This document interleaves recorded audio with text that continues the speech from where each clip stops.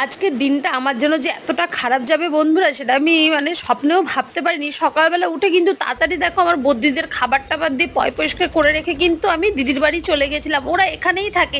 এই যে নিচে পেয়ারটা দেখছো, এরই বাচ্চা কিন্তু এই 4টে আমার উঠেছিল, আর প্রথম লটের বাচ্চা এটা আমার ঘরে। তো আমি বিকালবেলা যখন 4টের সময় এসে ছাদে গেলাম, দেখলাম আমার একটা বদ্রির বাচ্চা এইভাবে একদিকে পড়ে রয়েছে। তো তাকে যতই ডাকছি করছি, সে কোনো মুভমেন্ট করছে না।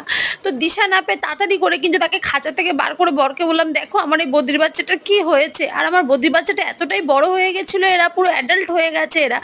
তো দেখো বর সঙ্গে সঙ্গে দেখে বললো, দেখো ওকে কাকে কিভাবে মেরেছে, ওর একটা পা টেনে ছিঁড়ে দিয়েছে, ওর ঘাড়ের মধ্যেও খুব আঘাত করেছে। আমি বললাম, তুমি দেখো যেইভাবে হোক ওকে যেইভাবে ওষুধ দিয়ে তুমি তাড়াতাড়ি ঠিক করো। তা বর বললো, দেখো আমার এখন আর ওকে কিছুই করা যাবে না, অক্সিজেন জল দাও। আমি ওকে টুকটুক করে জলটা খাইয়ে দিই। দেখো জলটা খাইয়ে দেওয়ার পরেই কিন্তু আমার পাখিটা মরে গেল। তো মানে পোষা জিনিসে যদি কিছু হয় না, সেটা